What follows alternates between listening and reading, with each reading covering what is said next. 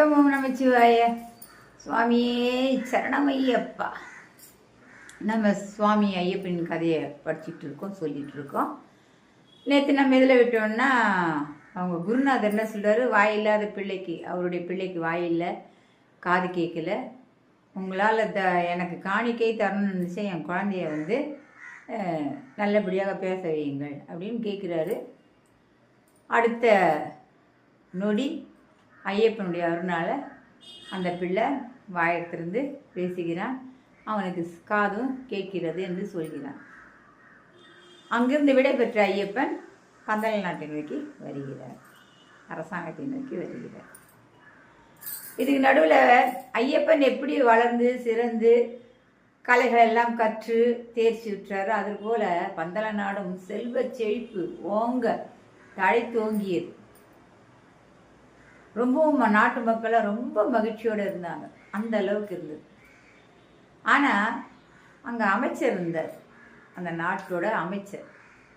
அவருக்கு மட்டும் ஐயப்பனுடைய வளர்ச்சியோ பிடிக்கல. எல்லாத்துக்கும் காரணம் ஐயப்பன் தான் அப்படின்னு, மணிகண்டன் தான் அப்படின்னு அவள் அப்பா ராஜசேகர் சொல்லிக்கிட்டே இருக்கிறதுனால அவருக்கு மந்திரிக்கு பிடிக்கல. எப்படியாவது திட்டம் போட்டு இவனை பிரித்து விடணும் அப்படின்னு நினைக்கிறார். அந்த டைமில் ராணியானவள் கருவுற்றிருக்கிறாள்.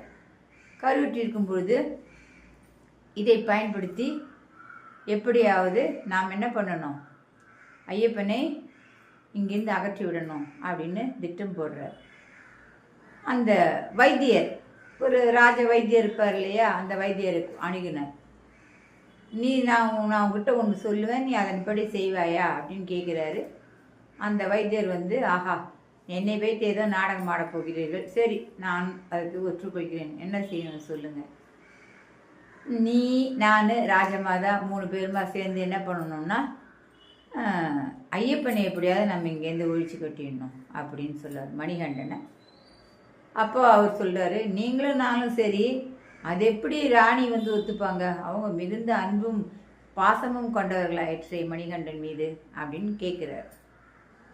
இதற்குரிய பதிலே நாம் நாளைய காணொளியில் காணலாம். சரிங்களா? வணக்கம்.